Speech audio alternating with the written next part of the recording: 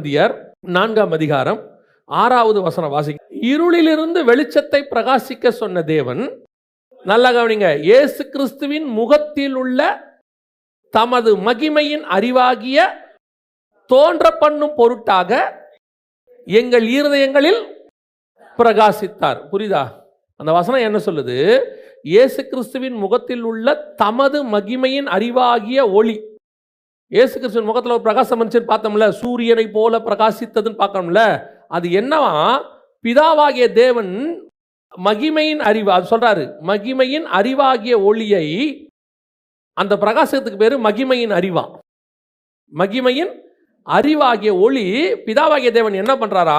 இயேசு கிறிஸ்துவின் முகத்துல வீச பண்றாரா. அந்த பிரகாசம் எங்கள் இருதயத்தில் தோன்றும் பண்ணும் பொருட்டாக எங்கள் இருதயங்களிலும் பிரகாசித்தார். இது புரியுதா? பிதாவாகிய தேவன் என்ன பண்றாரா? மகிமையின் அறிவாகிய ஒளிய இயேசுவின் முகத்துல வீச பண்றாரா. அந்த வீச பண்ற ஒளிய எங்க இருதயத்திலும் வீச பண்ணி எங்களையும் பிரகாசிக்க பண்ணுகிறார். அதைத்தான் அவர் முகத்தில் உள்ள ஒளி மோசேயின் மேல் பிரகாசித்தது. அதை ஆரோன் பார்த்தார், இஸ்ரவேல் ஜனங்கள் பார்த்தார்கள். அப்ப இதுல எங்க ஒரு மிக முக்கியமான விஷயம், நானும் அந்த பிரகாசத்துக்குள்ள வரணும், நானும் அதே போல தேவனுடைய முகத்துல உள்ள பிரகாசம் எனக்கு தெரியணும்னா அதுக்கு வாய்ப்பு இருக்குது. அந்த பிரகாசம் நம்ம மேலேயும் வீசத்துக்கு நல்ல சான்ஸ் இருக்குது. ஆனா அதுக்கு என்ன செய்யணுமா? அவருடைய மகிமையின் அறிவாகிய ஒளி நம் இருதயத்துல வரணும். மகிமையின் அறிவாகிய ஒளினா என்ன? அதான் இந்த கேள்வியை தான் நான் அவரை கேட்டேன். இந்த மகிமையின் அறிவாகிய ஒளி என் முகத்துல வந்துச்சுன்னா, இயேசுவின் முகத்துல வீசுற அதே பிரகாசம் என் முகத்திலும் வீசும். அதை பிதாவாகிய தேவன் எனக்கு கொடுத்துட்டாராம், எங்க இருதயத்துல கொடுத்துட்டாரு. அது வெளியே வசனம் சொல்றதுல, இருதயத்தின் நிறைவினால் வாய் பேசுன்னு இருக்குல்ல. அப்ப எது வெளிப்படும்? உள்ள என்ன இருக்கோ அது வெளியே வெளிப்படும். அப்ப மகிமையின் அறிவாகிய ஒளி எனக்குள்ள வந்துடுச்சுன்னா என் முகமும் பிரகாசிக்கும்னு அர்த்தம். இயேசுவை எப்படி பிரகாசிச்சாரோ, அவர் முகத்துல உள்ளது எப்படி மோசேக்கு பிரகாசிச்சதோ, அதே மாதிரி என் முகத்திலையும் பிரகாசிக்கும். அப்ப மகிமையின் அறிவாகிய ஒளினா என்னன்னா, அதுக்கு தான் அந்த முதல் பார்ட்டை படிக்கணும். இருளிலிருந்து வெளிச்சத்தை பிரகாசிக்க சொன்ன தேவன். அப்ப இருளிலிருந்து வெளிச்சத்தை பிரகாசிக்க சொன்ன தேவனா என்ன? ஏற்கனவே இருட்டா இருந்துச்சு, இப்ப ஆண்டவர் என்ன பண்ணியிருக்கிறாரு? வெளிச்சத்தை பிரகாசிக்க பொண்ணும் சொல்லியிருக்கிறாரு அப்படின்னு நம்ம நினைக்கிறோமா? அப்படின்னா என்ன அர்த்தம்னா, நல்லா கவனிங்க. இருள் அப்படிங்கிறது வெளிச்சம்னு ஒன்று வந்த பிறகுதான் இருள்னு ஒன்று தெரியும். வெளிச்சம்னு ஒன்று வந்தாதான் இது இருள்னு தெரியும்.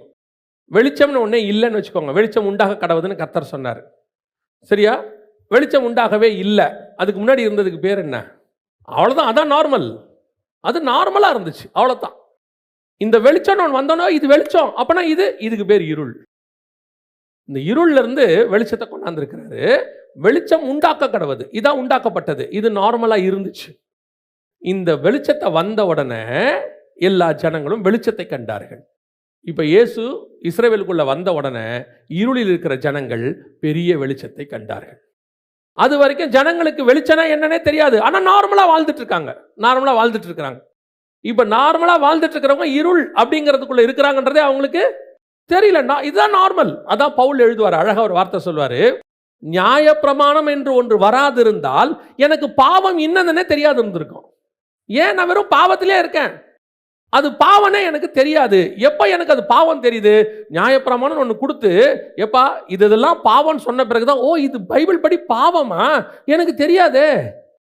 அந்த காலத்தில் என்ன பண்றான்? கொலை பண்றான். கொலை பண்ணா என்ன தப்பு இருக்குதுன்னு காயின் கேட்கிறான். நான் காவலாளியோ அப்படிங்கிறான். அவன் எது பண்ணாலும் அவன் மனசாட்சியில் என்ன செய்யல, இது தப்புனே அவனுக்கு தெரியல. அப்ப அவனுக்கு தப்புன்னு தெரியப்படணும்னா அவனுக்கு என்ன தெரியணும்? முதல்ல எது தப்புன்னு தெரியணும். முதல்ல அவனுக்கு தப்பு எதுன்னு தெரிய பண்ணுங்கன்ற. தப்பு எது தெரியப்படணும்னா நல்லது எது கெட்டது எதுன்னு சொல்லி கொடுக்கணும். இவங்க எல்லாம் கெட்டதுல இருக்காங்க, நல்லது வரும் பொழுது ஓ இதுதான் நல்லதோ. அப்ப இதுவரைக்கும் நம்ம எதுல இருந்திருக்கிறோம்? கெட்டதுல இருந்திருக்கோம். இஸ்ரவேல் ஜனங்கள் நியாயப்பிரமாணம் என்கிற இருள்ல இருக்கும் பொழுது திடீர்னு இயேசு உள்ளே நுழைகிறாரு. இருளில் இருக்கிற ஜனங்கள் பெரிய வெளிச்சத்தை கண்டார்கள். இப்போ இருளிலிருந்து இயேசு கிறிஸ்து பிறக்கிறார், இஸ்ரவேலுக்குள்ள பிறக்கிறாரு. இருளிலிருந்து வெளிச்சத்தை உண்டாக்கின தேவன், பிரகாசிக்க பண்ணின தேவன். அதே தேவன் தான் என்ன சொல்றாராம்? நம்ம இருதயத்துக்குள்ள ஒரு வெளிச்சத்தை வச்சிருக்கிறாராம். நான் இருளுக்குள்ளே இருந்தேன், அவரை அறிகிற அறிவின் ஒளி எனக்குள்ளே வந்தது. அவரை புரிஞ்சுக்கிற ஒளி எனக்குள்ள வந்துச்சு. அது அந்த ஒளி வர வர வர எங்கள் மூலமாக அந்த பிரகாசம் வருது. எங்களை சுற்றி இருக்கிறவர்களுக்கு நடுவில் நான் எப்படி மோசே பிரகாசிக்கிறானோ அதே போல ஆவிக்குரிய வாழ்க்கையில் பிரகாசிக்க பண்ணுகிறார். டிஃபரன்ஸ் காட்டுறார் உங்க மூலமா, என் மூலமா. அந்த தேவனை அறிகிற அறிவு, சுவிசேஷ ஒளி, கர்த்தர் உங்களுக்கு எனக்கு கொடுத்திருக்கிற பரிசுத்த வாழ்க்கை, உங்களுக்கு எனக்கு கொடுக்கக்கூடிய மகிமையின் காரியங்கள் எல்லாம் உள்ளே வர வர மற்றவங்களுக்கு நமக்கும் கர்த்தர் வித்தியாசத்தை உண்டாக்குகிறார். அப்போ ஆட்டோமேட்டிக்காக மற்றவங்கள், இப்போ உங்க முகத்தில் இருக்க அவனுக்கு முகத்தில் பிரகாசம் தெரியுதுல்ல, இங்கே ஆட்டோமேட்டிக்காக உங்களை வச்சு கர்த்தர் காட்டுவார் எல்லாருக்கும், இவன் தான் ஸ்பிரிச்சுவல் பர்சன்.